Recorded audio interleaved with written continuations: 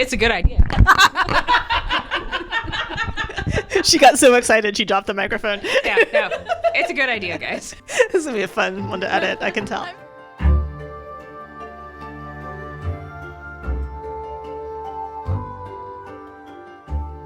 We present the second half of Onyx Storm. All right. Talia tries to mom Xaden almost immediately with snacks. But also, she's just being a good hostess. Right. She's like, these foreigners are in my home. Let me provide them with snacks and dinner. And he's like, fuck off. So Talia's like literally at their bedroom doorway with like a platter of snacks, and Violet's like heading her off at the pass, like, no, you can't come in here, he's really mad at you. Talia pushes for Xaden to come to dinner so that they can talk, and tells Violet that she was still young when her marriage contract expired, and she never thought she'd get to see Xaden again. According to Xaden, she gave him chocolate cake for his 10th birthday and vanished later that night with not even a see you later.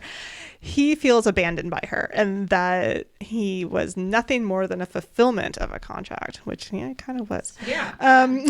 Violet and Xaden discover Talia has 2 boys by Ferris that she's sending to Ferris's parents for the evening, which is wild to me to even think about. Like, oh yeah, they live somewhere else at another massive castle. Like, it's very suburban. We can't see them because then we'd have to actually deal with them as characters. Yeah, the fact it's his brother, and we can't get into that. No. So anyway, they're being sent off to the parents' house for the evening while they have dinner, which will include the entire triumvirate. Violet immediately senses that they need an edge because she thinks they're being tested tonight and tells Andarna to follow the boys. Then Violet accepts the dinner invite for Xaden and gives Talia some errandment leaves from Tyrandor. Like, how does Violet know this? She just guesses that this test is going to be tonight. What happened to her word vomiting history at us so we can get some world building? Like, can we do that again, please? She only assumes this. Yeah, I know. She's going off of vibes. Mm-hmm. And it's not enough. You're supposed to be smart, not intuitive. Yeah. So family dinner time. Everyone's like, hey, Xaden, you should totally marry Kat to secure a kingdom and a contract marriage for 3 to 4 years. And Xaden tells them all that he'll be marrying Violet. Thank you very much.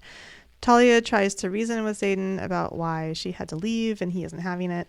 I mean, her reasons are good. She can't just take the heir to a throne without causing a war. Her contract was up and her husband was an asshole on the brink of a rebellion.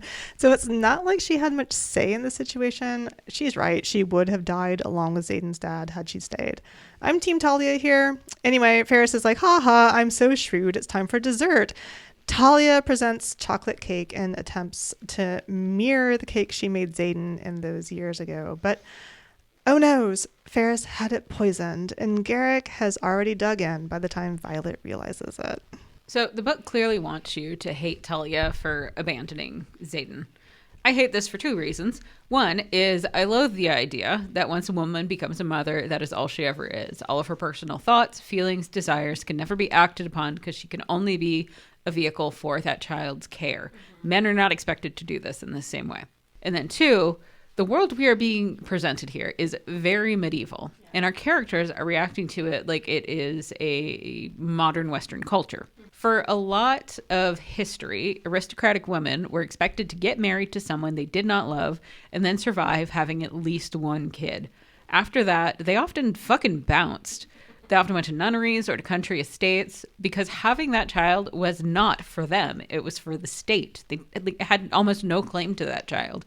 I saw someone say that they liked that this book, we basically have a feudalistic society but with modern banter. And I say that that does not work because people are products of their place and time. A European medieval duke would not have looked at his estranged mom and said, hey man, you leaving me is totally weak sauce, pretty toxic. Actually, you know what? I think John of England might have said that to Eleanor of Aquitaine. Yeah, they had a really weird dynamic. Yeah, they were kind of fucked up family. No, I completely agree with you because I feel like Xaden should have seen that coming as the product of a duke, as a man who has a literal throne. Mm-hmm. He has to understand that his mother had no choice in making him, raising him, or sticking around when when after her contract is up. It was a contract, right? Like, what did he want? I understand being upset on like a human level, like Yeah. to still have some like internalized Absolutely. feelings, but to be so openly hostile and bitter about it, Yeah. still, I just don't think it works for the society that's been constructed. I feel like he's totally allowed to be mad about the situation. But I think his reasoning, the specific things he's mad about are stupid. Yes. Also, it doesn't appear that anyone's marital relationship is like fun or loving. No. Violet's mom and dad, like, They seem more like an arranged situation to me. yeah, like they're complete opposite people. He's Yeah. like a, liberal loser, soy boy, like likes book type person, and Yeah. she's like MAGA Trump or like Army babe. Like, is that not the vibe you get? But Yeah. they don't seem happy, loving people. At least that's not the picture I got. But Yeah, all of the marriages seem very forced. yeah, Everything seems like a contract, and this is your society. What are you mad about?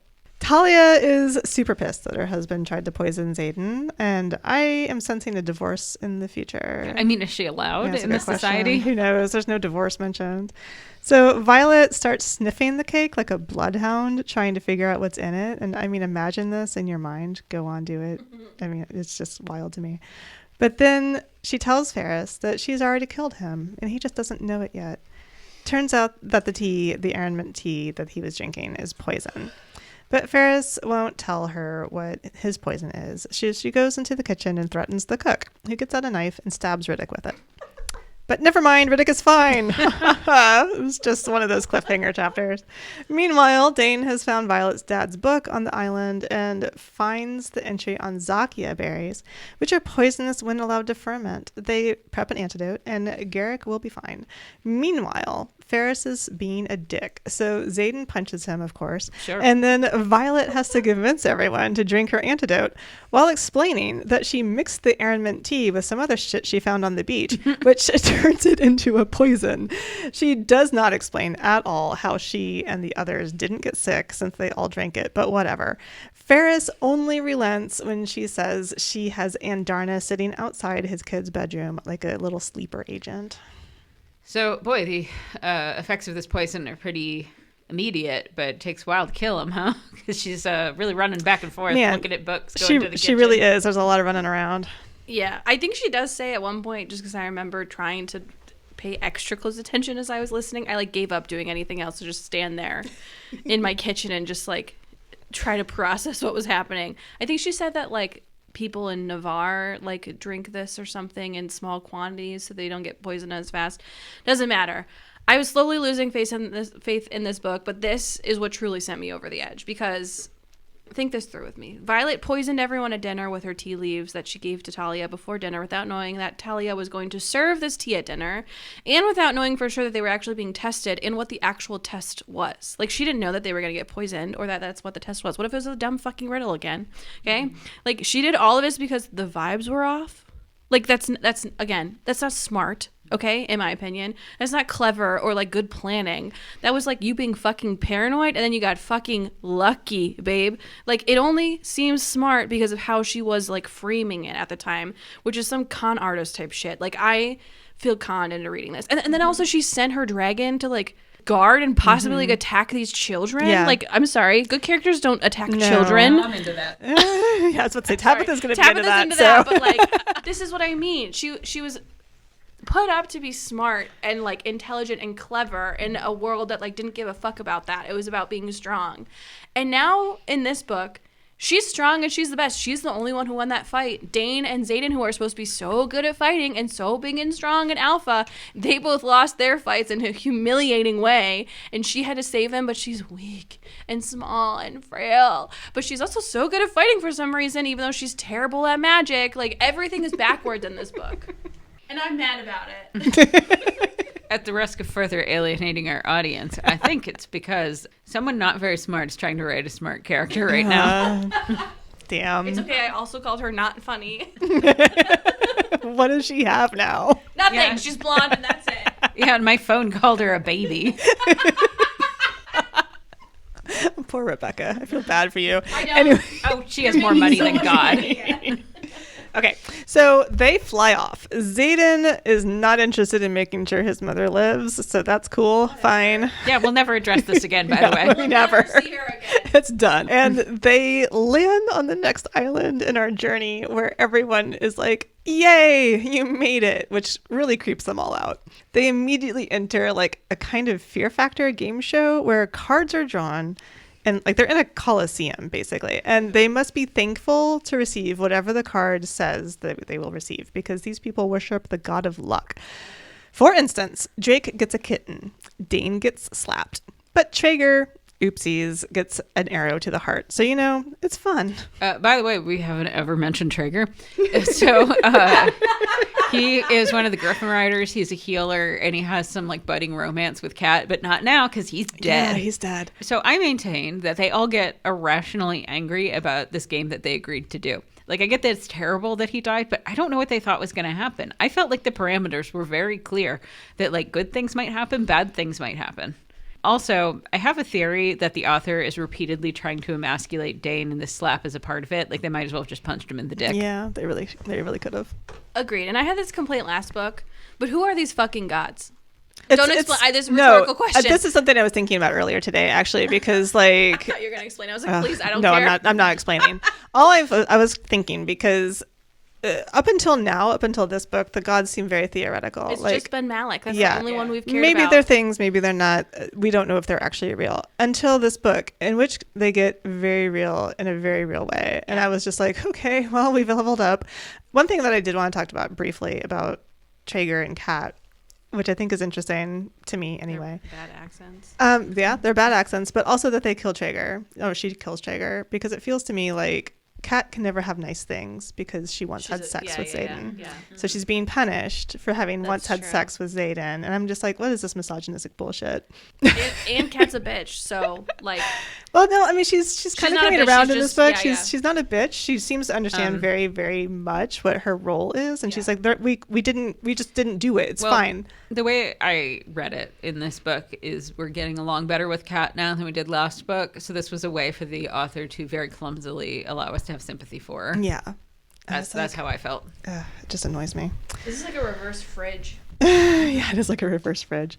So unfortunately, no one can react to this killing like it's a bad thing. So Violet has to thank the god of luck in order to achieve their alliance. That's literally it. They have no other parameters. They get some troops for the war through this and then drag Traeger's body back to camp along with the body of his griffin, who has also died, because that's their bond is like that. So anyway, I have to take a break here to talk about this jaunt through the islands, these Caribbean type islands. I had some thoughts. And they all started to kind of come together and glom together through a TikTok that I saw about Xaden being not white. And so I kept thinking back to the people that we've met in this island journey. Cortland, who is described as handsome, has deep golden brown skin, brown eyes, black hair. Ferris, who is red curls, that's all we know about him, but has a very traditional Arabic name in real life. So we got that going on. Marlis is flaxen haired, that's all we know. Presumably is the only white-coated leader of the island. Calixta is the leader of the last island, has deep brown skin, black airy curls, thick curves, very clearly black-coated. So my feeling about these chapters is that they play to Orientalism the further they get from Navarre.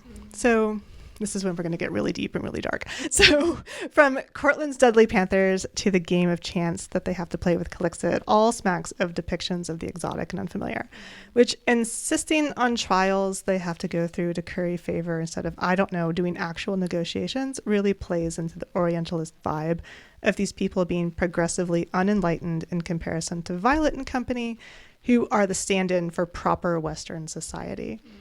Even when they seem initially to be complex and highly educated societies, not so.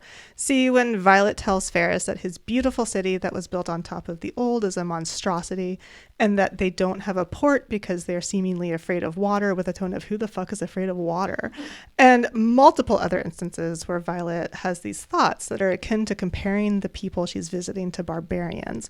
Not to mention the whole book sets it up so that the riders and flyers have to prove that they are better than these people at each stop, which is wild. So 3 of the 4 leaders are literally people of color, and I'm including Ferris in here because, I mean, only his hair is mentioned, but that's a deliberate name choice.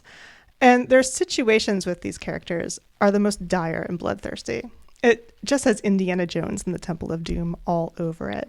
And I guess I point this out because everyone is very eager to celebrate that Xaden is not white, as if that makes these books a game changer in terms of how Romantasy represents race.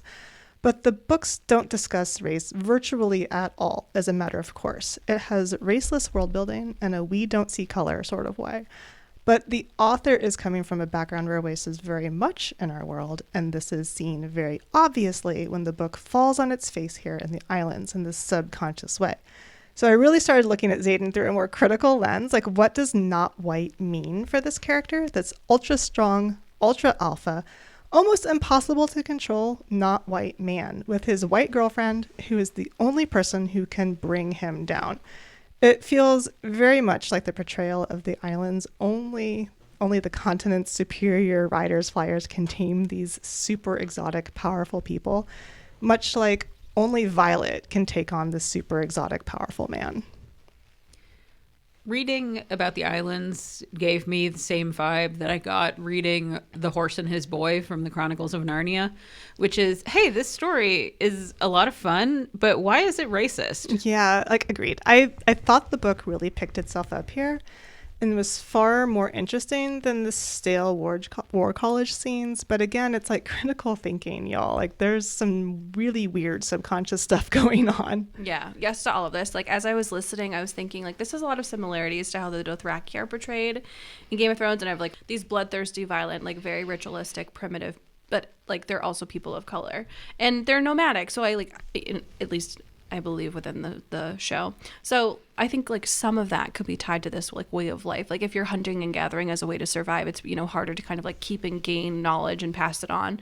Not that, you know, being uneducated in this way means you're violent, but I think Game of Thrones was able to kind of like play into race and different cultures so well because it's based on, you know, British history and European/African cultures. So it's not just like pulled out of someone's ass. Like George R.R. Martin was not trying to like create new cultures.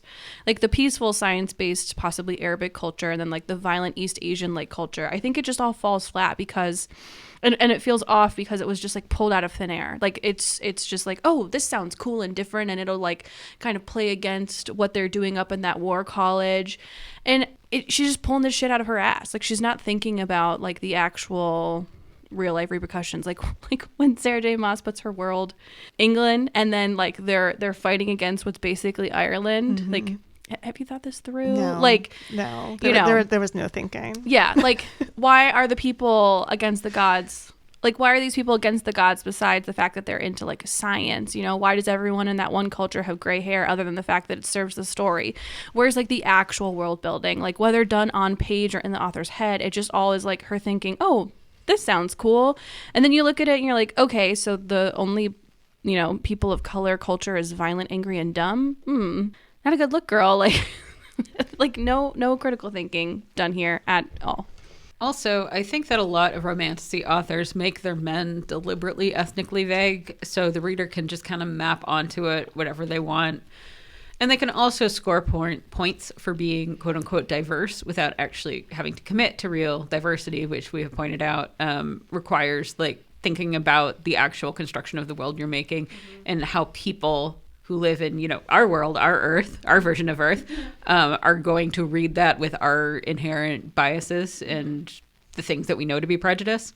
But I feel like it is the fandom response of insisting, oh, no, this ultra-violent man who fucks like a machine is totally a person of color, isn't necessarily inherently horribly racist, because I think those are also some generally toxic masculine traits that can apply to white men. The being super violent, being good at sex, being big and beefy and tan.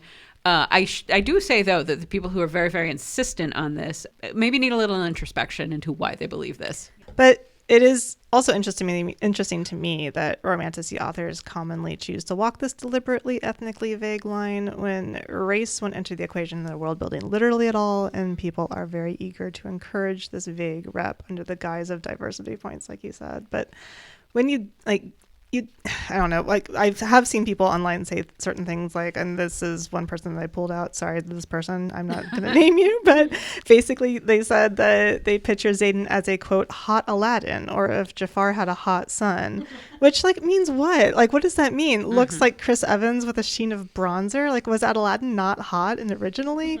Was Jafar kind of not hot? Because he kind of could have been. Like after a while, it still really smacks of Orientalism to me, which I realize is very subconscious. I don't think people genuinely believe that they are doing this intentionally, but I don't think these people like really realize they're fetishizing actual people. These are actual people, mainly because you hear so much about how I turn my brain off when I read this, and it was so good. Sorry. I'm also really upset how they had to specify hot Aladdin as the regular Aladdin is not hot Aladdin. Right, I know. I thought he was pretty hot, like Yeah. from 1996 standards. I Come thought on. he was always hot. Yeah. Like maybe they mean like poor versus rich Aladdin. Yeah, but maybe. Ooh. Like the people of Eurasia are not mentioned as like being tanned or whatever, and I didn't picture this world as being one separated by skin tones until we started kind of like exploring the different areas, and then it was sort of described that way, or the only people within those areas were described that way, and you sort of kind of like, I don't know, maybe it's me, my bias is filling in the blanks, but I just assume every world is kind of like a bit of a mix, like the US until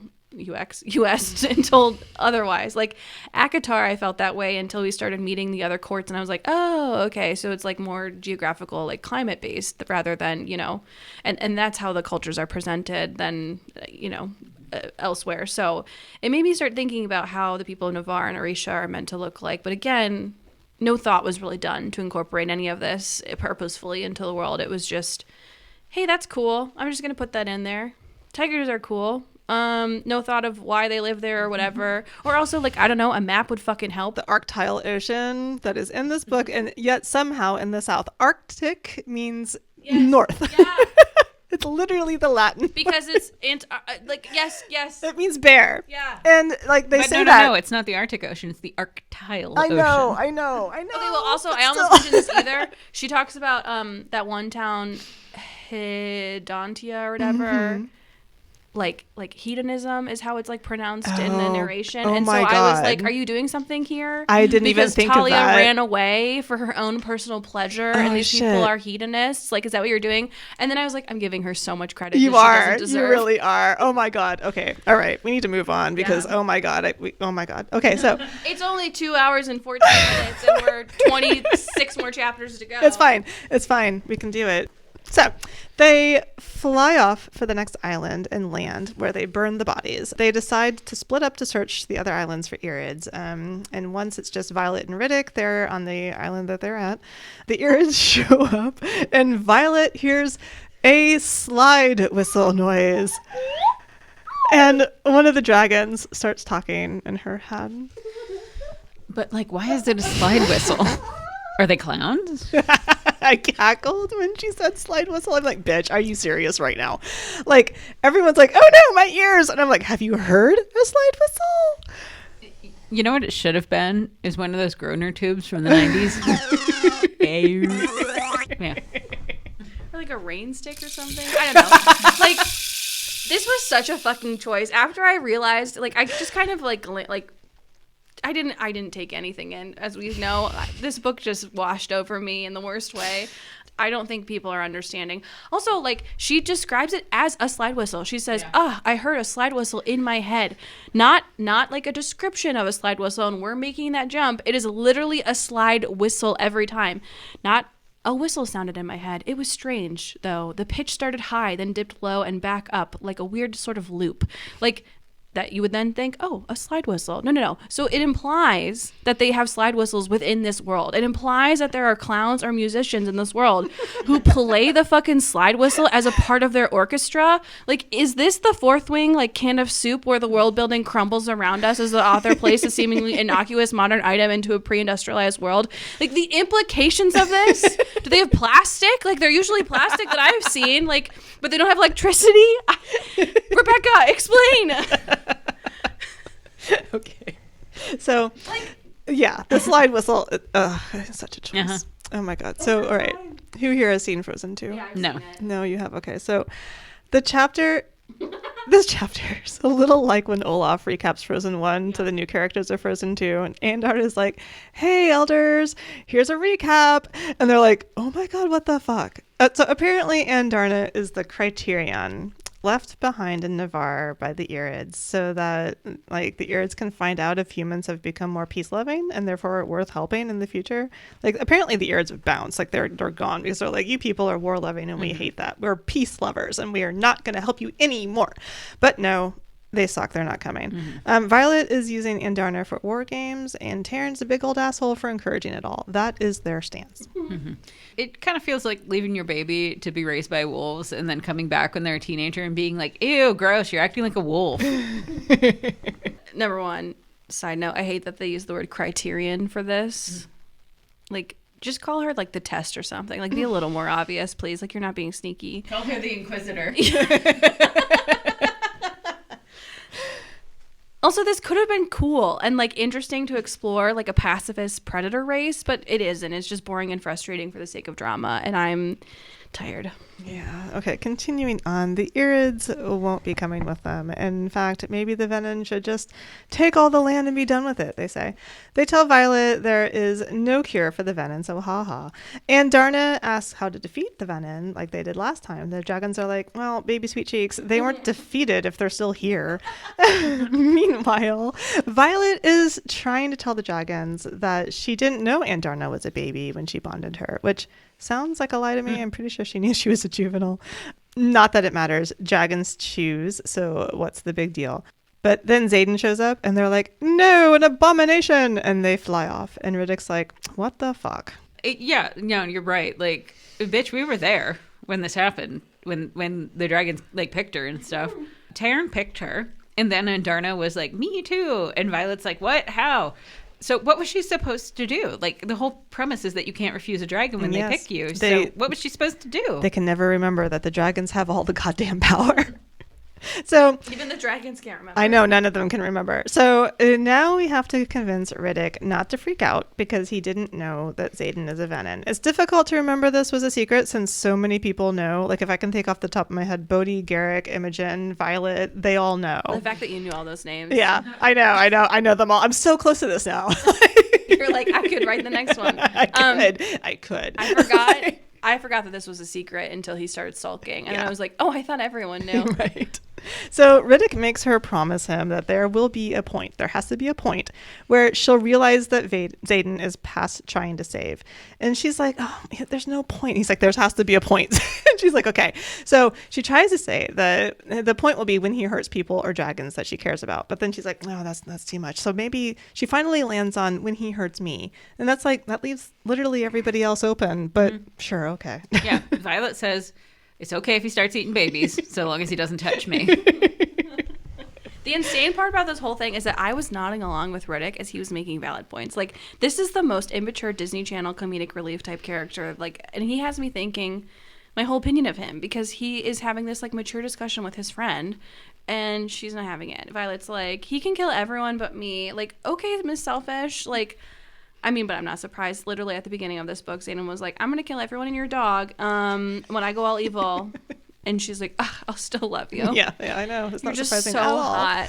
So Xaden shows up to be a dick, and Riddick demands that they tell more people about this. He wants Rhiannon, Sawyer, and Jacinia to know too. They're like, yeah, whatever, fine. Then they have a truly gross conversation about the lightning strike that happened when Violet was talking to Riddick and how it wasn't like them having sex or anything. And Xaden says he knew it wasn't that because the strike wasn't big enough. And I'm like, what is the appeal? Honestly, someone tell me what the appeal is. Abs. Yeah, God, I know it. I know it's the abs. She mentions the abs so goddamn much. Okay. So they get back to Basgiath and find out that the Venom have been running rampant all over there and someplace called Suniva, whatever. Who cares? Is destroyed and Queen Mariah, whom we just met, is dead. Oh no, not Sneva. What are these places? You could be making up half of this book in these notes, and I would believe you. And I just finished it yesterday. Like, I am so fucking stupid. What is going on? I hate it here. And the most important thing here is that Theophany has left a really polite note for Violet. Why? Yeah, do you think she carries the stationery with her? Like, she has it monogrammed. I think it's monogrammed. Just a big T at the top in blood. I mean, that's my monogram.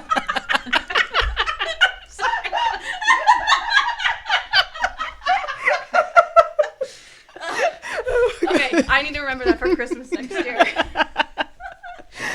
Oh my god, okay. So thankfully, the king is so thrilled that Arik is alive that he forbids Violet's crew from being punished for leaving. Like, there's so many other punishments. I Like, know. you could just pick a light one, just put their nose in the corner for a little bit. Like, Oh god, okay. So at Battle Brief, they learn about what happened while they were gone, which is that the Venom killed like 25,000 people and destroyed this city. Which, like, how many people exist in this kingdom? I don't know how to feel about I don't even this. know if it's a 25,000 a lot. It seems like also, a lot, but where did it happen? Yeah, did it Because happen best to bad guy, that's the only town that matters. right? I don't know. I have no idea. So it appears that some of the alloy daggers were delivered there ahead of time, so they have leaks in the chain of command, which is not surprising since they know the creme de la creme Venom look like normal people. No one seems surprised or like concerned about this. But anyway, there are probably spies all over the goddamn place is the point. Anyway, they argue a lot about strategy because this is like apparently a strategy conversation in class and how they defeat this particular assault on a city in the future. And everyone's like, well, just throw Xaden at him. He's so hot and scary. He's the best we have. And others are like, no, send in Violet. She's also hot and not really scary, but her dragon is super scary. Blah, blah, blah. So much talking. Anyway, then Violet tells Rhiannon and Jasenia that Xaden is slowly turning Venom. Okay, I know I said I wanted like more like scheduling stuff, but I actually don't want it because I didn't like any of that. Yeah, that was the like, chapter you wanted. I know, and I hated it. And like, what was I supposed to remember something about the alloy daggers? Because It's the only thing that can kill them. I don't. Yes, oh. yes. Yeah. And there's like, yeah, And they they lost weren't them, like, and they were like delivered too early, so they can't use them. Yeah, so the Venom were Yeah, after the daggers specifically. That's why they burned down the city. yeah, Xaden, There were too many there. I almost called them Zenon. Xaden. Xaden was stealing them to give to Erasia. Yeah, I remember that. Yes. Yeah. So, all right. So we've just learned that these people now know about Xaden. And then we cut away from that entirely because no one cares. Yeah. And we never hear about their reactions.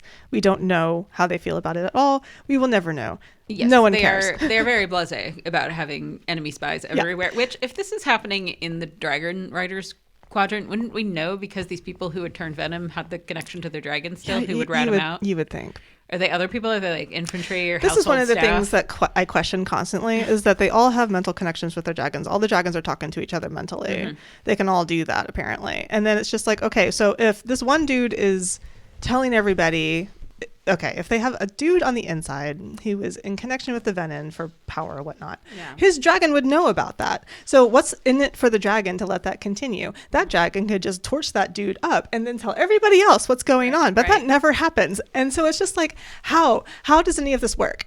Well, at one point when they were talking about like someone Bodhi's other signet where he can like fast step or whatever the fuck you want to call it, whatever. Violet was like, why don't I know this? Taryn, why didn't you tell me? And he was like, I don't gossip about other people. We don't gossip about our people. But yeah, you would think that they would talk about someone turning, I don't know, into an evil terrorist. Like, Major things like that. You would think the dragons would all know about it. And either that dragon was just like, yeah, let's totally turn Venom. I want to go Venom. Woo! Like, what's in it for the dragon? Also, can't Xaden tell? Hasn't he already said that he could tell? And he's, Yeah. I mean, working as a teacher. Yeah. So he's there. he's too busy trying to get in her little vagina Yeah. to do anything. He's that's thinking such a about that gross way to put quim.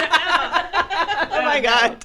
I wanted to use that word originally, but I held off because we were so close. I didn't want to gross you out. But then I was like, do it.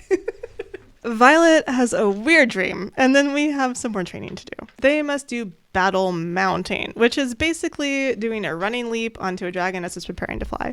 For some reason, Xaden is teaching this class too. Violet and Taryn do some maneuver that will be fun to watch on TV. Afterward, Violet gives Xaden a present, and Felix, some dude I don't remember, appears from Erasia to say 2 wyverns came through the wards there yesterday, and things are going to shit. The wards are failing, which is what they seem to say all the time, and they do so slowly. I'm failing to feel the stakes rising every time they're mentioned. Why? like, stop with the classes, look for the spies. Like, what are you guys all doing? Because it's a war college book, Emma. We can't just stop the war You can college. stop the college and go to war. Like, that's what armies do. I've been told through history class. Yes. So there's an argument between Xaden and Llewellyn. I don't care about versus Halden and some other duke. I don't know. Xaden is opening Tyrandor's borders to Perimeter civilians, which I because he's just such a nice guy. he's so amazing. Violet says they can take the riot to Erasia, but Xaden doesn't want her to. But while they're talking about this, they're interrupted by this dude named Lynx. Literally, that is his name. He is a first year manifesting shadow power like Xaden's. Xaden helps him and then tells Violet this is only possible because the magic knows, and Lynx is the counterbalance to Xaden going evil. Xaden decides to go to Llewellyn, who is not the man Llewellyn, but a city Llewellyn, to deal with unrest there. Llewellyn, the person, tells Violet that Xaden is basically Tyrandor now, and everything else comes after the good of the province, including Xaden and her relationship with him. Violet, of course, is an uppity bitch about this, but later that day, Xaden proves Llewellyn the person right by flying to Llewellyn, the city, not the person. So I have seen people online try to explain the Llewellyn confusion by saying that he's actually the Duke of Lindell. But in Onyx Storm, they are very clearly two different people. Like, there's mention of who the fuck Llewellyn is in this book. Just that he had a hand in raising Xaden along with the Duke of Lindell. Are they gay? Yeah, and no, I don't think they are, but that is my that is my headcanon that they are. But like, they're at one point in the same meeting together. So basically they say, like, I don't know, it's insane. They're two distinct people and also apparently a city. Also maybe two gay dads. It's unknown. I feel like this magic balance with specific powers thing was just now communicated to us. I was not aware. Also, every time I see Lindell, I think of the My Pillow guy. You ever used one of those? I stayed at someone's house with one, and it's like scrap bits of foam shoved into a sleeve. God. It's beautifully lumpy. I have never had that experience, thankfully. But to go back to the magic balance thing, it has been sprung on you, I think. It's just like a whole plot line in this book. But Xaden's sudden knowledge annoys me because they just realized that Venin have signets. And since Xaden has this sudden knowledge, wouldn't it make sense that the teachers at the War College have also put two and two together about the magic balance and the Venin signets? And if only one person can have this signet at a time, which is apparently also something we learned in this book, isn't it then a dead giveaway to the higher-ups that Xaden is a Venin? No. Because the only people who can magically realize shit are Violet and Xaden, because they're so smart and because this is writing is bad. Yeah. But also, did Violet tell anyone else except for Xaden and her crew that Venin have signets? Like, is this shit that the other people know? No, like, the leaders know? She told the leaders. Oh, and then the okay. leaders told everyone in Battle Brief. I think everyone's dumb. Yeah. Is really the answer. And that's what happens when you only care about the strongest people being in charge, everyone. So, back on the flight field, it's Sawyer's turn to get back into the non-existent saddle. Then they all go to Erasia because we're not going to talk about Sawyer. We don't care about him. In Erasia, Brennan tells Violet that he can't mend Xenon. So, not Xenon. Now you're doing it too. Doing it too. His name is now Xaden. It's almost like the writing's bad. And this woman chose really bad names for everything. Also, do you know how many times I see the name Xaden and I see the name Rhysand and I can't remember which one's which? No, same. They're the same. They're the same person. They all have wispy tattoos, okay? Vague colored skin, just vague darker shadow powers. Yes. Yeah. They're the biggest and the strongest. Yeah. The only difference is one has purple eyes and one has gold flecks, I guess. Amber. Amber. That's going red. Yeah. Oh my god. So, all right. Brennan tells Violet that he can't mend Xaden. And this means that Xaden told Brennan that he is going Venin. Because Brennan didn't know before. This actually makes Violet super happy, since it means that Xaden hasn't given up. Sure. So Violet is up late studying in Xaden's room in Erasia while he's away. I don't know what the hell he's doing. Doesn't matter. She is in a Deverelli silk nightie, obviously. Xaden appears in the doorway, all wet and cold like a stray cat. And then they prepare to fuck. He's like, how many daggers do you have? How much serum do you have? And I'm like, I don't know about the serum thing, you guys. I don't know. I can't remember why. He's like, it's like to poison him if he goes too far. Oh, got it. Okay. So he's like, are you scared? And she's like, never. And then we get, this is Violet talking to, us. Quote, is it toxic? Maybe. Is it us? Absolutely. End quote. Cool. Straight people in their 20s. I know, right? Also, did you notice that the nightie was badly made? Like, I think it's supposed to be sexy that it kept slipping off of one shoulder, but if it's new and it's not worn and stretched out from use, it should not be falling off of you like that. Yeah, because number one, Xaden bought this for her, so he either bought the wrong size or he bought a nightie from Shein. Mm-hmm. It just felt so much like for the male gaze that I was like, who thinks this is sexy? Like men or women who dress themselves for men only? Because I go to bed in a gigantic triple XL Shrek shirt. Same, yeah. Okay. Mm-hmm. Also, this was the chapter with the really gross making out that I texted you, and I was like, "This is disgusting." She was like, "I wish I would have quoted it because it was so gross." She was like, "His mouth was cold, but his tongue was hot, and then he sucked my tongue into his mouth," and I was like, So I do know about this nightgown. "Did you buy one?" No. So in the book, they specifically say he bought fabric and then they took it to a shop to have it made into a nightie, and that Dain had to go with him to translate for him. So it was some sort of like stick it to Dain thing, because like I'm getting some kind of sexy nightie made for my girlfriend who wouldn't date you.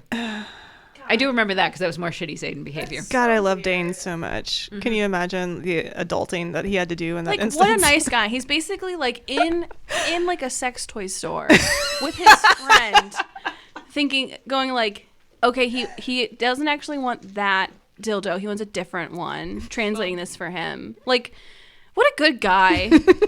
Well, also, it implies that Xaden gave him the wrong measurements for her. I know. I was just thinking that too. Either number one, Dain purposely gave them the wrong measurements, which is funny as hell. Good for you, Dain. Way to go. Or two, Xaden bought the wrong size and didn't know her measurements. First off, who knows anyone's measurements? Women's clothing is insane, but I digress. Bad job. All right, moving on. This is the chapter 49. They fuck on the chair. So there are multiple TikToks about this. I'm gonna take a step back and let Tabitha and Emma scream about it. All that I have to say is that they only light one thing on fire. The chair survives, but there's also a callback to the poor armoire that didn't survive book one. Always think about it. It's so sad. Okay, so this is where I reveal that as I was reading this book, I was also reading a piece of fan fiction that was over 100,000 words, completely different fandom, obviously. Story's not similar at all. But the fan fiction author was so much better at creating romantic and sexual tension than Rebecca is. And this person was probably some like college student or somebody with a day job. It's just such a stark contrast the entire time I was reading. But what is making me bring it up now was the disability aspect of it. If we remember, Violet has some sort of connective tissue disorder. It's highly implied to be Ehlers-Danlos syndrome, but never outright stated. Every single time her and Xaden have sex, it is violent and or involving an awkward position.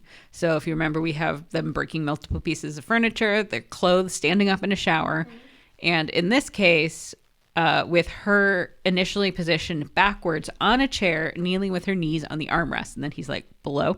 She severely dislocated one of those knees earlier. And even though her brother mended it, they just seem to dislocate with relative ease. As I mentioned earlier, Xaden also seems to just jackhammer away at this woman who is much smaller than him and has a chronic pain condition. Not saying that people with chronic pain don't know how to capital F fuck, but comparatively, the fan fiction I was reading also had a disabled character. He has a bad leg, and whenever they have sex, it is a consideration how to get into position as to not be uncomfortable or cause damage. It in no way makes the scenes less sexy. In fact, I think it makes them feel more intimate, that they negotiate these things out of care and vulnerability. So does it really count, quote unquote, count as disability rep when it's so unrealistic? I just wish Rebecca could write as well as this random AO3 user who's writing for free. like, such a good point. I talk about it, like, I totally forget about the fact that she has what is basically Ehlers-Danlos, because I'm pretty sure Rebecca has that too. That's kind of why she wrote Violet this way. And the only time I remember is when Violet is doing like a crazy action sequence, which like she gets injured, but that sequence would normally injure a normal human. Like, you're jumping off a dragon who's the size of a fucking house. Like, duh. I mean, later on in the book, she throws a dagger so hard she almost dislocates her shoulder. But you can like be kneeling like this for so long and feel fine. I don't know.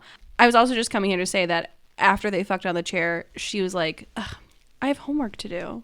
But oh well. And it was just so stupid, just so fucking stupid. Like, I read a ton of like Hermione fan fiction to kind of tie back into your fan fiction piece, and I feel like Violet is supposed to be sort of like a cool Hermione at times. Like, she's also very smart, she's into reading, that sort of stuff. She was gonna go be a scribe or whatever, but like within these fan fiction, Hermione is able to like hold space for both her love of like her love life and her passion for studies and being smart so much better than Violet, who just like loses herself in this like Xaden BS. Like, all she can think about all the time is just like fucking him. She's not like, oh, we should go, check this book, because she can't. She's thinking about Xaden's dick. Like, I think that was another thing we had talked about briefly, was how exhausting it is to keep up like new relationship kind of feelings, and how it's not like fun. yeah. To have that like a heightened state of always wanting to be around this person, always wanting to have sex with them.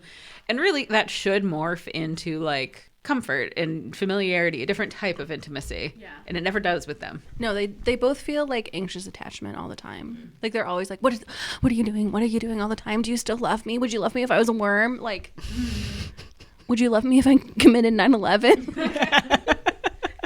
Always, babe. I think it's okay if you don't love me if I'm a worm. Like, I don't think I'd care I'm a worm. How do you love, like, what would you do with a worm? Right? How long do worms even live? I guess it would depend on what kind of worm you were. We're all worms here. Oh my god. Okay. All right. So, recovering from the sex, Violet is dreaming about the sage and is confused the entire time. She wakes Girl, me too. right? Like, and remember, the club. sage is the position they hold, Yes. not a character's name. Correct. Even though it's capital S, like it is a proper noun name. Mm-hmm. Yeah. She wakes up and tells Xaden about it, and they realize that she was actually in his dream and that she is a dream walker.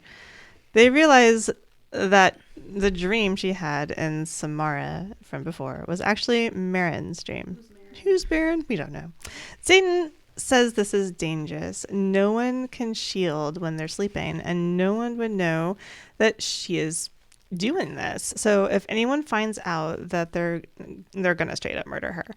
It also appears she can meddle in the dream. But before we can really talk about that, Violet's like, hold on, I have to talk to Marin to confirm.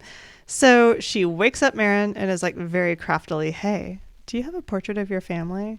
And the portrait was in the dream, remember? And before Marin can be like, why are you waking me up at 2 a.m. to ask me about this? The warning bells everywhere start going off.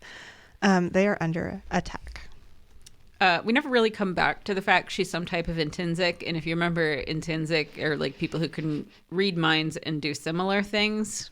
That's like a big no-no. But then we find out like a bunch of other people are. Like, remember how horrified she was when she found out that Dain was intrinsic? Mm-hmm. And then Xaden, she found out and was horrified. And now she's like, damn, that's crazy. Anyway. Also, this is a big bummer. I don't like, big bummer of a second signet. Like, she was supposed to talk to the dead in the fan theories. Yeah. Like, that was cool as hell. So you can walk in people's dreams. Like, that doesn't mean anything. That's just subconscious. Like, can I tell you the crazy shit that happens in my dreams and will never happen in real life? Like, what are you going to learn in this? Nothing. This is the worst. You could have talked to dead people. That would have been so much cooler. And instead she picked this. Rebecca, be better. I used to wake up and I would like get to school like right after I woke up because I'm lazy. But I would then tell everyone in homeroom all of my dreams, and like a couple times my homeroom teacher would be like listening, and I'd be committing like horrendous crimes in my dreams, and she'd be like, "Oh my, stop telling people this." And I'm like, "Oh, it just happened when I was sleeping." And she was like, "Oh, okay." So anything crazy that I said in homeroom, she just like immediately thought it was my dreams. But like, that's what I'm saying. What are you learning here?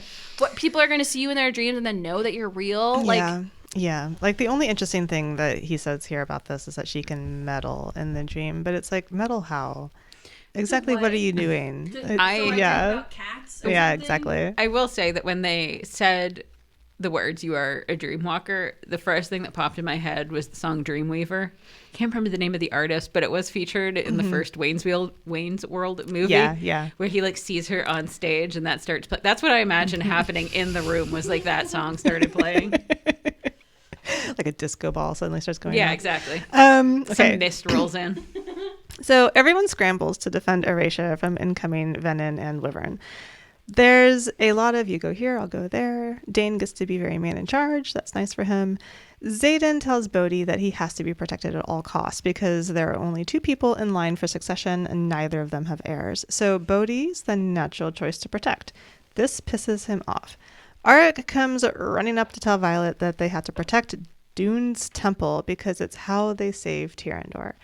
Everyone goes flying off, and there's a battle type thing, and Violet wields lightning, I guess, and then Theophany shows up, and Taryn runs into her wyvern or something. One would think that the first in line heir would be the one to be most protected. So Xaden in this case. Yeah. You know, like how in aristocratic families, it's almost always the second son that joins the military. So, yeah, Bodhi should be the one going in and Xaden staying back. But I guess Xaden needs to be there because he's just so big and powerful and beefy. Yeah. Well, also, like, I mean, Xaden knows he's going to die because he's going to turn into an evil venin or whatever. But, like, that guy doesn't know that, whatever his name is. Literally. No, Bodhi knows. Bodhi knows. Oh, so, like, yeah. Bodhi's aware. So, like, why isn't he being more chill about it? Yeah. He's being a big baby. Right. Well, if Xaden feels like he is 100% going to die and turn evil, he should also not be here. Yeah. Right. What if you turn evil during the battle and then you have the strongest power and they're using it? Get up. Just move on. Okay, so what happened is Taryn attacks a wyvern and kills it, and they crash onto the ground. Taryn's leg gets a little impaled, but it's nothing. Taryn's like a big, strong daddy dragon. That's not a big deal. And Darna shows up to protect Dune's temple because that's what Arik said to do. And everyone's like, God, Andarna, you're such a child. And she's like, I am a dragon, you ingrates. So Violet has to get this wing spur thing out of Taryn's leg while Andarna is having a meltdown in the middle of a battle. Rhiannon appears to argue with Violet and pulls the wing spur out with magic. Violet tells the priestesses in this temple who are outside for some reason to take cover. And they're like, hey, what do you use on your hair? And they're like, we use lye and flower juice. And Violet's like, hair swish. It just grows like this. Then Theophany shows up. The priestesses call her a heretic, and that's when Violet realizes Theophany was a priestess of Dune. But then something scares her off. It turns out to be an Irid. I don't care about any of this. Yeah. So Leothin is the Irid dragon from the island who seems kind of like of Andarna's line. It appears to tell her that she deserves a chance to come with him to learn their ways. But he ain't hanging out here. She has to go with him. And it will take years to learn. Leothin is like, I fired the wardstone for Erasia. I just did that for fun. So it's good to go. Plus, any Irid can break the bond with their rider easy peasy. So just break it and we'll go. Violet tells Andarna that she wants her to feel whole, even if that's not with her. Then they leave without saying goodbye even, which seems kind of rude. And Violet's like, wait, she actually chose the Irids over me? It's just so convenient. Remember how we were told that a dragon and a rider could never break a bond? It turns out that a special dragon can. Also, this whole conversation that they're all having in fucking insane, okay? Like, first off, these sort of like weird grandparent-parent vibes that like Taryn and Segel have with Andarna, and then Violet and Xaden have during this little conversation with Andarna is just feels very weird to me. I wasn't a fan. This girl is like going off to college, okay? And they're like, you can do it. You can go. Be happier without me. That's okay. You should do it. Like, Violet is like telling Andarna to do it. And then she does it. And she's like, how could she? She left me. And I'm like, what the fuck? You said yes. Like, I'm sorry. You have to, like you made your bed, sleep in it. Which she does. Yeah, she does. So Violet pulls a Bella and goes to bed for 3 whole days. I'm sure it would have been longer, like months, if she was a normal teenager dating a vampire, but she's in the middle of a war. So tick-tock, Violet. Quote, and this is what Mira says, she lost a dragon, not a boyfriend. It's not a breakup. So it seems like someone else was thinking about Twilight here. That's all I have to say.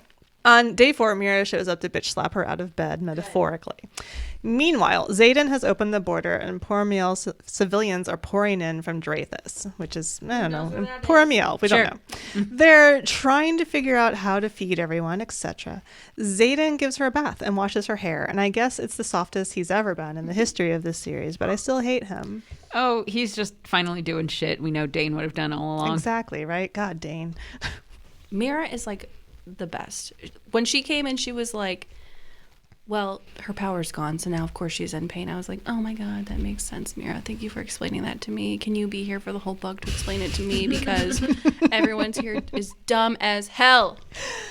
All right. Anyway, Mira and Brennan are arguing about some journals their mother left behind with their grandmother. Apparently, Mom didn't write about some summer Brennan and Mira were dropped off with Grandma, which seems suspicious. Like she was cheating or something. Like that's how I read this conversation. Mira says she thinks that their parents dedicated Violet to Dune, but they didn't finish the process because the priestesses said Violet's path wasn't set and that she could turn venom.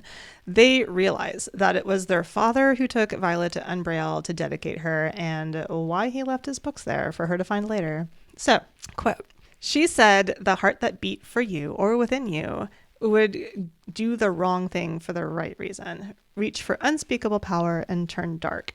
So Xaden's like, that is clearly about me, you idiots. And Mira's like, what? She's offended. No one told her about Xaden turning venom and walks out. I feel like I'm really missing something with how much they're focusing on Dune here and this whole dedicated to Dune thing. Like, why did her family do this? Why did they suddenly try to dedicate her to one of the gods? And why was it apparently a secret that they weren't allowed to tell the rest of the family? Because Rebecca doesn't know yet. Yeah. She has to wait for all of us to think through her book for her. This and then is a fan theory. And being then she's born. just going to take it and use it. Also, Dune was literally never mentioned until literally right now. And I hate that she chose Dune because Dune is really popular.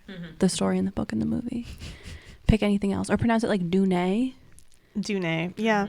It is Dune. It's weird. I mean, she's been mentioned before, but like... What? Yeah, just in passing. I don't... because just in she's passing. the goddess of war. And it is very confusing, though, where she's even getting this information. I mean, I know she talked to her grandma, and this is why they're mad about it. And this is grandma's suspicion that they took her to Violet and they did all this. And I don't know. They don't really have any evidence aside from the hair, I guess. They talk about it in that one island. Oh, yeah. Yeah. The kids with all the silver hair. They're like, oh, these are all children of Dune. So the second that was mentioned, I was like, oh my God, she's going to be a child of God. This happens slightly in the spoiler alert from Blood and Ash, in the Blood and Ash series. And when this all happens, that's also when I pieced out because I'm like, you're Jennifer, you getting this from nowhere. All right. Sorry. So politically, Navarre and Tyrandor are on the brink of war. But Eurasia is warded and Rune class is ongoing. Some dude named Panchak is apparently in charge, and he doesn't care if Xaden and Violet fuck. Mira leaves her Bezgayath because she's like, see ya, I don't want to be lied to. Violet still sucks at runes, so Quinn helps her. Who's Quinn? Yeah, Gwen. Yeah, just some girl. Who's Panchak? Apparently, they have to pluck strands of power from their dragons to make these runes, whatever that means. And Terran's is messy and complicated, whereas Andarna's was easier to work with. Quinn suggests that she be rougher than she was with Andarna's power. Violet's like, rougher, harder, I can do that. And Riddick, who's standing right next to her, says, I'm sure you can, considering who you're sleeping with. Gross. Ew. Right? So If anyone made a joke about my sex life like that, I would be like, I'm never talking to you again. Sicko. So, okay. It's time to train some signets with Felix. That was a whole Felix. Scene. Yeah, I don't know. Whatever. Bodhi and Xaden are still fighting. Bodhi wants to drop out of school to join the war effort. And Xaden's like, no way, mister. You stay in school. Because he's first in line to take the throne should Xaden die, which is an inevitability since he's turning Vannon. Bodhi is still like, but Dad, I can fight too. I kept saying this to you while we were both reading it, but they keep calling this college, war college. But really, it's just like boot camp. It's just military training. Like, what marketable skill are they getting from this experience that is not related to being in a war? It's not like after this, Violet can leave and start a dragon courier service. This is basically just Bodhi saying that he wants to leave the army to join a self-regulated militia group. How do they get mail? Okay, in this world, they talk about it all the time. Because apparently they don't have fucking horses. They probably don't have pigeons either. No, they have no pigeons. Those are never mentioned. Well, and Maura probably eats them all. Oh, yeah. There is talk about her eating birds and goats all the time. Yeah, she definitely likes sheep. Then it's suggested that Violet and Xaden fuck some more. It's a core memory. Yeah. Ugh. Like, is this a Disney movie? Like, we all know that, like, this is just a line from Pixar's Inside Out, right? Yeah, like, it is. I know you can say core memory before this, but, like, it was coined then. It was coined by Inside Out. Get off of the internet, And Rebecca. Write your fucking books. I know. It's like, get off of TikTok. I know that's Truly. where you are. Violet is in Xaden's dream, where the sage tells them that he either comes to the venom or she dies. And Violet is like, she who? Then Garrick starts pounding on the door because obviously there's someone outside. He is bloodied and says that they were attacked by Venom. Theophany let him live to deliver a message. The Venom are at Drathus's gates. They have 5 hours to bring Bodhi and Violet to her, or she dies. Then they realize the shield Garrick is holding is a dragon scale, Mira's dragon's scale. Theophany has Mira. Yes. Welcome to the finale of this book. We are almost there. Everyone be fighting. We have to protect Drathus. We have to protect the refugees streaming into Tyrannor. We have to retrieve Mira. Cadets shouldn't fight, but they have to fight because they don't have enough riders/flyers to handle the threat all the way out here. And apparently no infantry. No, we have nothing else. We just have these people. All of this war effort that we have, that we're building up the infantry, all of that stuff, no, we don't have any of it. What are they getting drafted for? Yeah, all of this stuff just happens all of a sudden, and it's only just these select people that do the war things. It's not like the entire military, but whatever. Brennan says they have to pick 1 or 2 objectives, and Violet says they can't leave people to die. Kat asks, what would you do if it was your civilians on the other side of the border? And some captain like claps back at Kat, and Sloane, of all people, flings herself over a table to attack the captain, only to get plucked up by Dain like she's an angry house cat. It's good times in the VAR military. Sounds so fun. Yeah, Violet says they can't leave people to die unless Xaden is the one doing it. I know, right? So Violet asks Garrick why Theophany wants Bodhi, and he says, she said to bring Violet and your brother, and they'd let Drathus stand. Xaden then says, she said brother?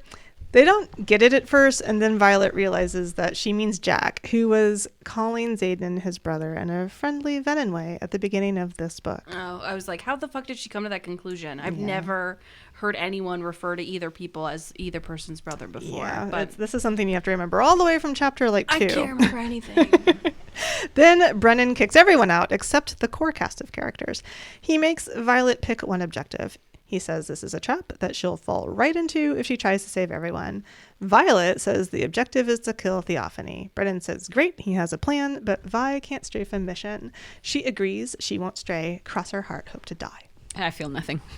Like, I know Xaden is like a duke or whatever, but like, who is Brennan and what is his, I mean, I know who Brennan is, but like, what is his position that he can just like throw everyone out except for his bestie? Like, it reeks of nepotism and favoritism. I don't really know what his... He was like one of the leaders of the resistance, but there is no resistance anymore. They're folded into the rest of the military. So he's like a lieutenant or something. I don't know. So they fly for Drathus and find Mira's dragon chained up. Theophany has a blade to Mira's throat. Brennan and Bodhi and Xaden show up, and Theophany's like, I didn't ask for you people. And they say, you asked for brother and weren't specific. So Theophany says, you weren't the brothers he wanted. Berwyn will be disappointed. Berwyn is apparently the sage they thought they killed all the way back in the last book. Surprise, he's alive. Anyway, they fly Jack in. How did he get here there so fast? Wasn't he a mess guy? Yeah, which is like 22 hours away. Yeah. How do you have 5 hours to do that? Oh, wait. Does that one guy have like that fast quick step power? Yeah, I don't know if he uses Winnowing. it, though. I don't know if he uses it or not. I Yeah. don't either. But also, he was in prison, so they broke him out of prison. And Sure. yeah. So many Why am I questions. thinking anything through? And Theophany's like, great, this is exactly what I wanted. Except, oops, I'm still going to kill your sister. And she slits Mira's throat. I felt nothing. I mean, I think Mira's cool, but I was like, okay. Also, I think this really would have benefited from not having those little history lessons at the beginning of the next chapter, because like we were in this super emotionally intense moment where the narrator is like not even breathing. She's talking so fast. And then it felt like I was at church. A reading from John Paul to the Corinthians. And then the narrator gives us a strange scream because Mira is dying and we're right back into it. Yeah, Like, tonally, it's a definite shift. Yeah.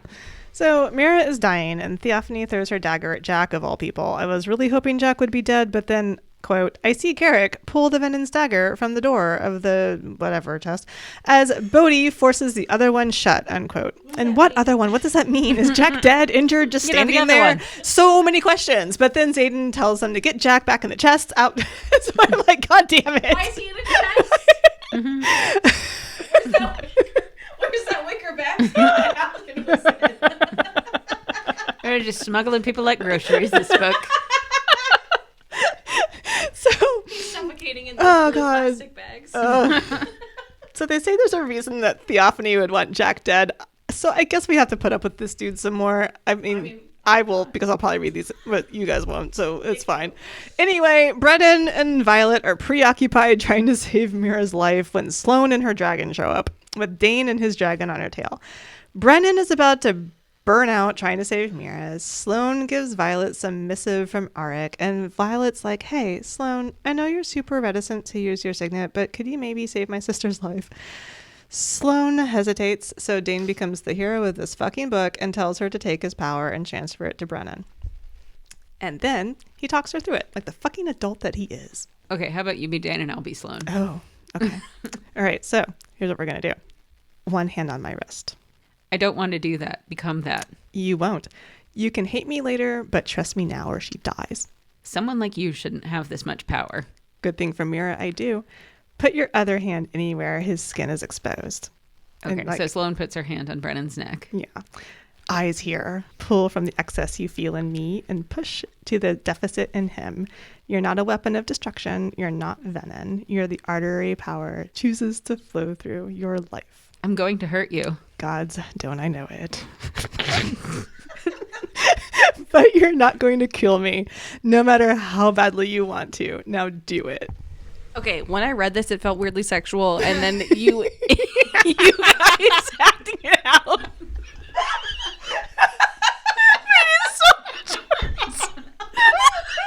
I thought it was great. It was amazing. No, you guys did such a good job, but now I'm like, is there sexual tension between them? Of course there is. Oh my God. Yeah, Okay, definitely. so I am such a slut for Dain right now, you guys. Same. Okay. That was hot, Dain. Talk me through it. Right? Okay. So I put this here in its entirety, and we did this thing that we did and forced you to listen to it because this is where Dain levels up to romantic hero. Sloane has been hating her signet the whole book, and no matter how many times ridiculous frickin' Violet tells her that Lilith's decision was not Sloane's fault, it wasn't sinking in until Dain, this dude she hates for what happened to Liam, talks her through like this. And I'm like, man, this man is the sexiest man in the books, and I will die on this hill. Yeah, I actually felt a physical sense of relief reading this part because, like, oh my God, like some dialogue is actually making sense and someone is behaving clearly and rationally. I will just want to say, no surprise here, I forgot who the fuck Sloane was.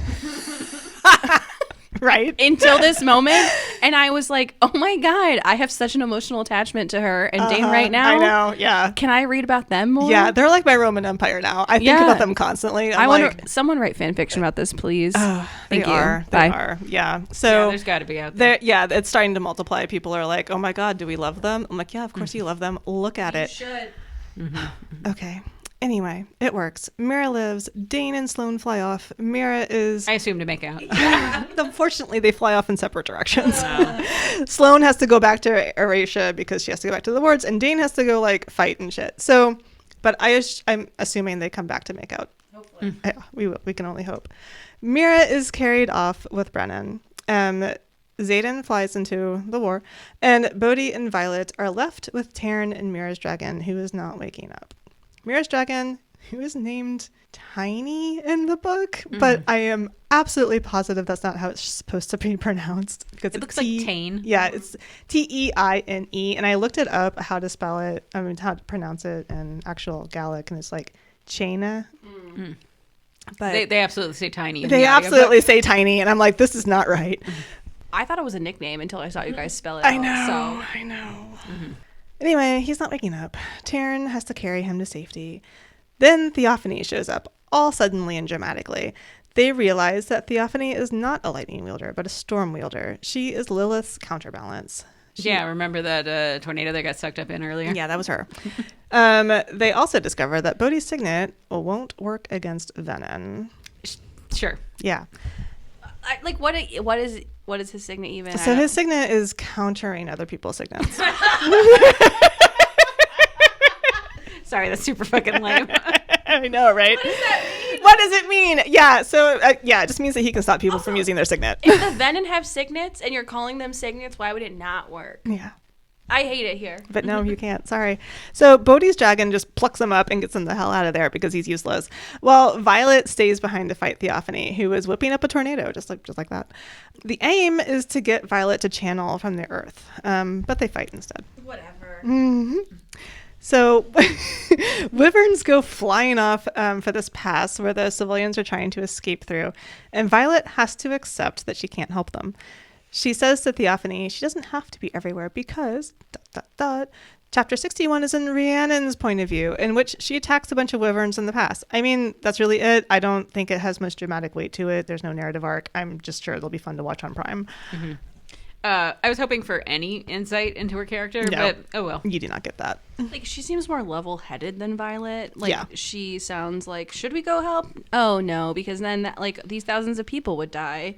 But also, like, she's not moving over a boy 24/7, so that might be half the reason why she seems more mature. Yeah, she's a lesbian, so she doesn't have that problem. I think is she a lesbian or is she bi? Well, maybe she is bi. I think she's bi, but you see her like kind of dating a girl in the first book, and then it's never mentioned again. Yeah, no, I can't recall. That was just so we could quickly know she wasn't competition, Right? Yeah, Yes. Yeah. That's true. and we could like her. Mm-hmm.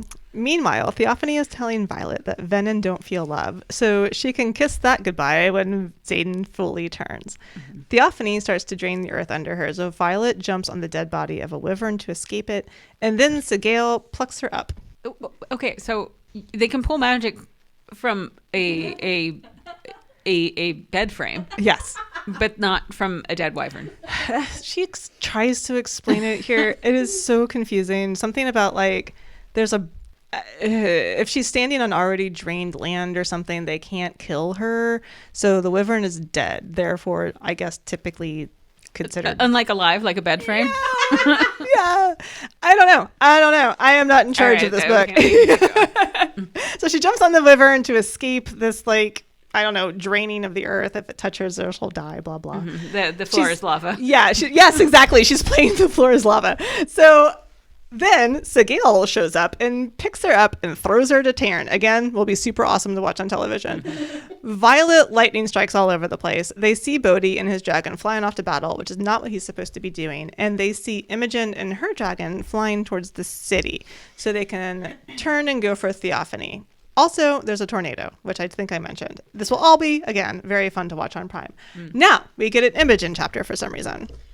I feel like Rhiannon's chapter made sense, like storyline-wise. Like, Violet was literally thinking, like, oh, my friends will help save everyone. And then we got a chapter from said friend. But this felt like a little more random. Like, I don't know. I guess Violet did see Imogen, so it makes sense. But as I said, I'm just drinking straight haterade right now. Yeah. I feel like Tabitha and I have put you in a very bad place because we're both like, this is stupid. And you're like, well, I feel like I have to defend it now. Someone has to be, like, sane. I don't want to defend it. I'm just saying I've been so steeped in this. No, I know. And I've been like, okay, here's what's going on. I kept reminding her that as the person doing the notes, I was looking to her to tell me what was happening. Right. Multiple times I go to the notes and I'm like, Maura, tell me what happened. And then you don't know either. I know. I'm like, see, You did she a good tries job. to explain it, but I didn't follow. Okay, so anyway. That's not on you. That's on her. Yeah. So Imogen. I'll be dumb here, okay?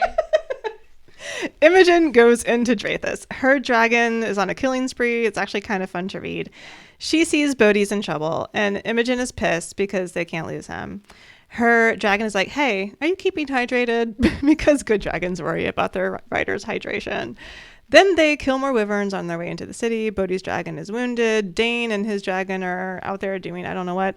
Eventually, Imogen and Dain get into some castle type thing looking for Quinn, who is mortally wounded and dies in Imogen's arms.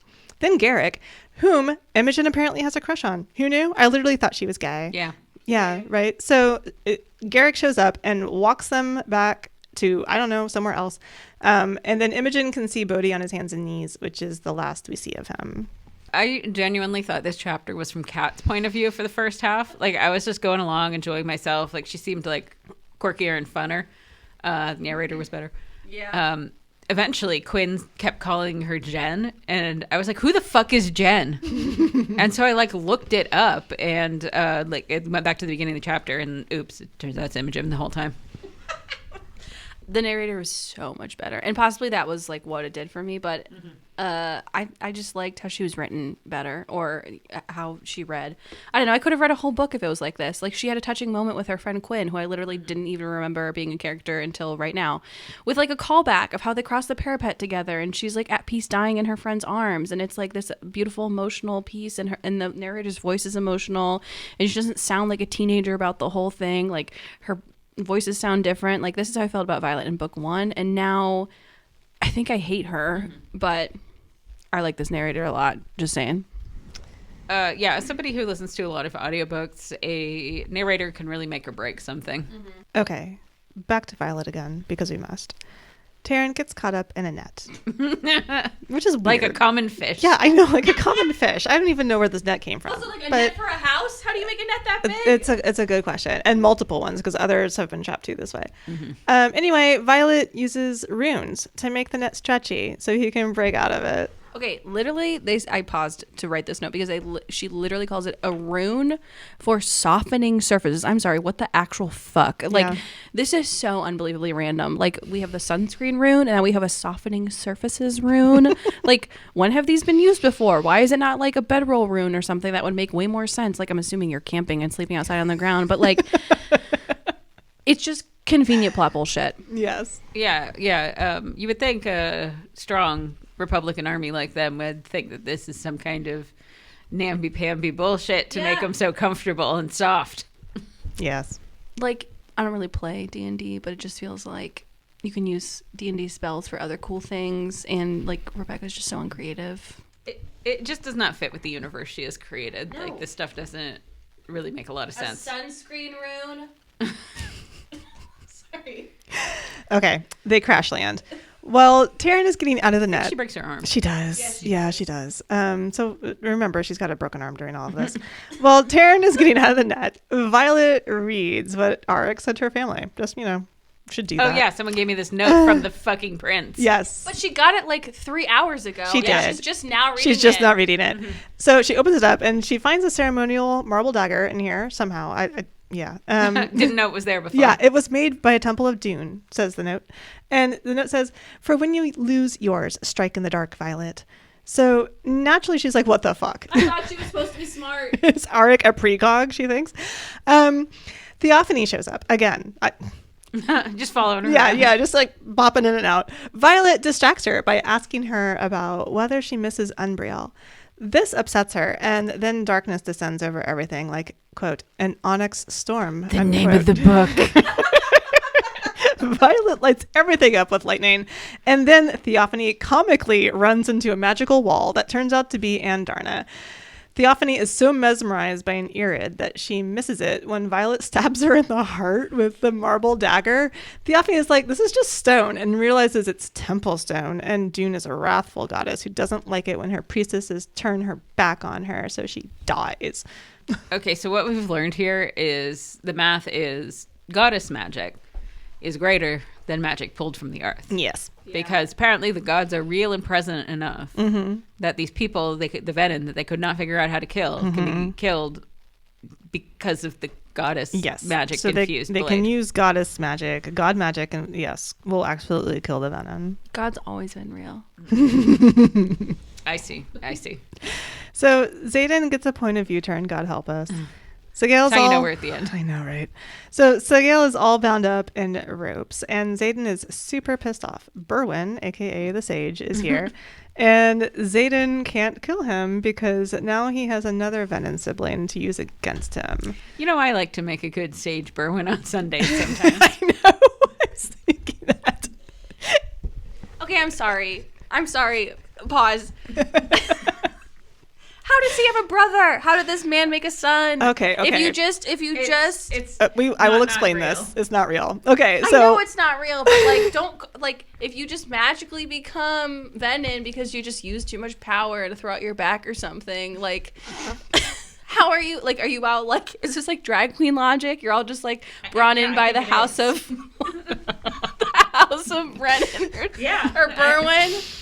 They all just like doing death drops on the dance floor. No, that's how I imagined it worked. Was this just like they called dibs on you? So I hate it here. there is a question over who the sibling is, obviously. Xaden naturally doesn't tell us because we need fan theories to, talk about this. Find out. I thought it was Pancheck. Oh, sorry. No, it's not Pancheck. What? No. So, okay. No, he's just there. He's just there. But, so, okay, naturally, Xaden doesn't tell us, but he calls this person brother. All this really means is that it's another Venom. That's all it means. We just know that it's a male someone who has known about his status for months and should have known better, unquote. The options, in my opinion, for this brother are Garrick or Bodhi. They all have foreshadowing hints pointing towards Bodhi, actually. All the girls online think it's Brennan. Yeah, they're wrong. They're wrong. I don't think I read this. Okay, so Brennan clearly has something going on with the rune on his hand. Like, that's his storyline. Giving him more than that makes it messy.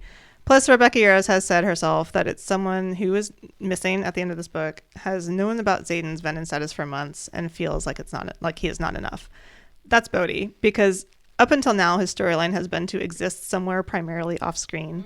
He has known about Xaden for months. He feels like he's not enough. His power does not work against Venom. He feels useless. And he's been yelling about wanting to go to war, blah, blah, blah, blah. He's also probably going to die in the next book. Sorry, y'all. That's just how narrative arcs work. So You say that like she follows them. So Pancheck is also apparently here. His dragon is also netted. Who is that? So yeah, I had to look this up. No, it's fine. I don't care. So I do actually remember that this is a guy mentioned in the other books because I know somebody in real life who has a very similar last name. Yeah. So that's why I remember. It sounds very Russian to me, which is a choice. He apparently sold them out for to the Venom in return for power. I have no idea what any of this is about because, again, who is Pancheck? I had to search him in the ebook, and he has apparently been there the whole time, but mysteriously skipped my notice. He is very obviously foreshadowed as in on it with the Venom when someone mentions in chapter 2 that, quote, Pancheck was unfazed that Venom tried to break out Jack, unquote. Almost as if he let them in. Like, it's very obvious. Anyway, what does power mean here for Pancheck? Did he get any? Who can say? Right. Like, what does power mean to him from the Venom? Does he want to be a Venom? Because, as I understand, you can just do a bit of a whoopsie by drawing from the earth like Xaden did. You don't need to go out. And Venom are just going to, like, drain the world of everything. So it's not like they're installing new heads of power or anything. I don't understand what he wants. Mm-hmm. So Pancheck says he's the only way Berwyn will have access to his son. What? He doesn't want to die, basically. He knows he's going to get it. And he's like, Berwyn will only have access to your son through me. And he means Jack by this. Sure. So Berwyn's like, meh, I have another son now. Berwyn kills Pancheck's dragon and is about to do the same to Sigale when Xaden decides to channel and knocks everyone out except for Sigale. They decide that Violet will help Xaden and Violet will persuade Taryn to let her help. Then they just fly off. Last one. Violet and Imogen magically appear in the courtyard of Ryerson House. It's 12 hours after the battle. Violet has no memory of anything that happened in those 12 hours. There are missing eggs from the hatching grounds. Dragons and riders have been murdered in the last few hours. Xaden, Garrick, and 2 others are missing.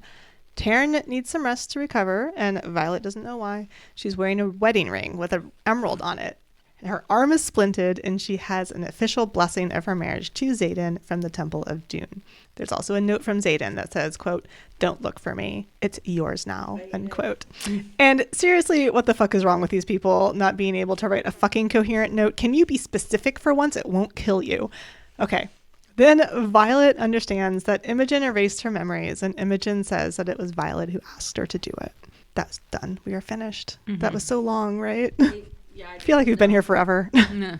Please do the numbers. Yeah, the numbers. So there were 306 fucks in this book, which I normally don't care about cursing. It's a lot. It's just so much. Mm-hmm. It feels like, when you're a teenager and you just discover cursing, you can do it and no one's going to yell at you. So you do it all the goddamn time. Mm-hmm. That's what it feels like. It feels very immature. There are 175 shits. And yet we still don't know where they shit. Yeah, we have no idea. There are 8 clits. And this one confused me. There was like rain sizzled 3 times, twice when it hit Violet's face. And 2 pieces of furniture bit it during sex. A table was destroyed and a desk burst into flame. And always remember the armoire. Yeah, rip the armoire. Also, like, this is similar to the rain sizzling thing. She uses the word desiccate 4 times, which doesn't feel like a lot, but she uses it 4 chapters in a row. You couldn't have thought of one synonym for this? Like, no. or phrase or anything? No. Like, it has to be the same word. Desiccate sounds so fancy. Yeah, it does. It does Get sound fancy. better There are at 2 her. C's. 2 C's right there. So, all right. What did we think of this book, everybody? So I've said before, when we read other books, that I firmly believe reading is subjective. If you enjoy something that is none of my business and causes me absolutely no harm. That said, while enjoyment is subjective, a book can be objectively mediocre or below. And I'm sorry, but this is. I read a lot. And rarely do I have issues simply following the plot like I did with this one. Like, I can explain the Locked Tomb series to you with way more ease than I can this one. That one is deliberately bizarre. Actually, you know what? Let's bump it up a level. It was easier for me to follow the Southern Reach trilogy by Jeff Vandermeer, the series that Annihilation is in, than this. Because those books are weird, but they are competently written. If you are giving me a million characters and locations to keep straight, then you need to give me a reason to remember them. Yeah. I don't know. Have I read worse books? Yes, obviously. Will I recommend literally anyone else read Onyx Storm? Absolutely not. There are so many better things that you can do with your time. Yeah. So, yeah, I do agree that there are multiple times during this book where I wondered if my reading comprehension was poor, if my mind had wandered during scenes, and I'm sure it did. I mean, there are boring parts of this book. But I'm pretty sure it's just that Rebecca Yarros's writing style in this series seems to be deliberately withholding information from the reader, almost as if to say, keep them guessing, but in a way that is completely exhausting and unnecessary. And I understand that part of the appeal of the series is fans posting their theories about it, about what will happen next. So I think some of this writing style is intentional, but it's just gotten out of hand because people are posting fan theories about everything that is even slightly unclear. And I think also she's just a slightly unclear writer. She just dives right into action without thinking through why they're doing the action and not explaining why anything is happening and leaves us completely clueless. And that bothers me as a reader. Anyway, because of this, there's absolutely no attempt to clue readers in on who is who and what is what and where is where and why any of it matters. There's no breathing space for reflection either, so the pacing is chaotic and punishing, along with an absolute lack of character development for people like Violet and Xaden, who spend their time declaring their love for each other in these grandiose ways and little else. I mean, that's not character development to me. That's boring. Mm-hmm. So the book is very dependent on this external plot to push things along and leans heavily on banter to suggest that these people have personalities. But when does the external plot get going? Chapter 20. What were we doing for 20 chapters, you guys? I'm tired. I will say I thought this was a better book than Iron Flame. I did. I followed it better. And that's saying a lot because I was confused a lot. And I might read the next book if it's multi-point of view, since Xaden isn't going to be around to constantly bemoan why we shouldn't be having sex with Violet and then having sex with her anyway. The teasing of Garrick and Imogen and Dain and Sloane and Mirren and Drake, I'm like, these are budding relationships that could provide some fresh air. They're all more interesting than Violet and Xaden could ever hope to be. So that's something that is at least a little bit interesting to me.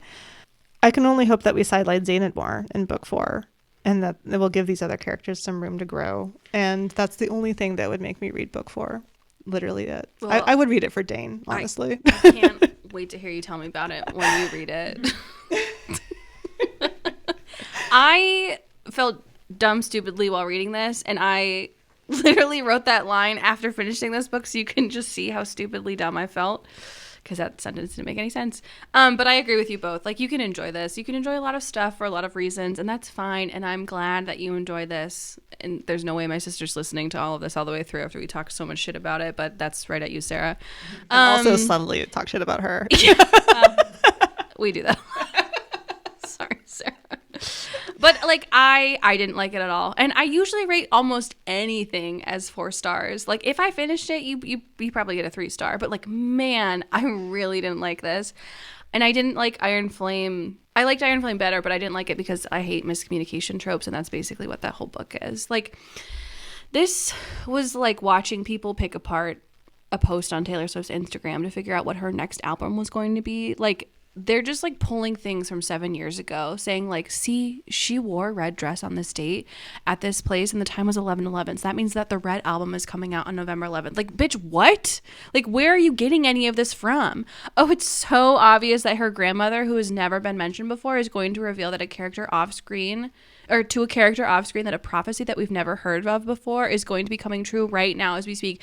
And Violet was touched by a god that we've never heard of before in a ritual that's a part of a religion that we've never even it's never been mentioned, okay? Like, it's all just too convenient. And like, I know someone's going to say like, well, it's for the plot, and like Violet didn't know, so like it makes sense that we didn't know for the book. But like, no, it's just bad writing. Like, it's bad planning and it's bad storytelling. And I've read way worse than this, but I'm not reading another one. Fair. Thanks. That is fair. So, who are we? I am Sigale. I'm perpetually pissed off at Xaden. It's like my total vibe. I also wouldn't be speaking to him in this book. I don't see the appeal of this man. I'm sorry. But then when asked if I'm reading more books, my answer is probably, I guess, if there's more point of view, if if the other characters are like more interesting, because like Xaden and Violet can bite it for all I care. Yeah, if it was a different book. Right, if it was a different book. So, which also kind of mirrors her decision-making process at the end of like, yeah, I guess I'll go with you since what are my other options? So yeah, I'm her. That's me. Me and Sigale gonna fly off together. I think I would be that old woman on the island who held onto the books for Violet's dad for ages, and then threw shade about her being with Xaden over Dain. I think I'm Maura. She's like the only one who seemed mature and actually like grounded in reality. And also, like her, I just wanted someone to let me die at like 97% of the way through in the book. But instead they saved her life, and I also had 2 more hours to go until I got through it. So also, I'm going to suggest another book that has similar vibes as this one. And I mentioned earlier I DNF'd it. But From Blood and Ash kind of has similar vibes at the beginning. There's like a enemies to lovers type thing. There's like a third act breakup sort of piece that plays into the second book. The third book is kind of fun. There's like gods that come out of fucking nowhere. I say read it. There's also like 20 billion books in it, and it's finished, so you don't have to wait year after year for Rebecca Yarros to say she's going to take a break for her health and then instead churn out a book that's trash. So enjoy. Yeah. I don't know. Are we suggesting books? We can. I was thinking about it and I really couldn't come up with one. Yeah, I'm generally not that into dragons. Yeah, so that was my thing. I couldn't think of any dragons. The one thing I felt like had kind of a similar vibe was the Green Rider series by Kristen Britton. No sex in that one. It's a lot older. Like, I read it probably 10 years ago or more. But, small magics that belie bigger magics, fantasy world, lots of horses. Good book for a horse girl. Mm-hmm. Yeah. If you're looking to read something other than this piece of shit, read that. This is kind of the end, I guess, for us and Fourth Wing and its little universe and Rebecca Yarros. Sorry, guys, we can't continue. Bury it in a shallow grave. Yeah. But for those of you who are brave or who love this book, go forth and enjoy it. Please. Who the fuck am I? Why do you care what I think? We love Enjoy it. You yourself. love it. And if you hated it as much as us, maybe you can hate read it with us later. Who knows? With me. With me, I'll hate read it. That's it. If you have a hot take or a book you'd like us to recap, you can message us on our socials. You can find the links on our show notes. If you like us, please rate us and leave reviews. That makes us so happy. So until next time, bye. Bye.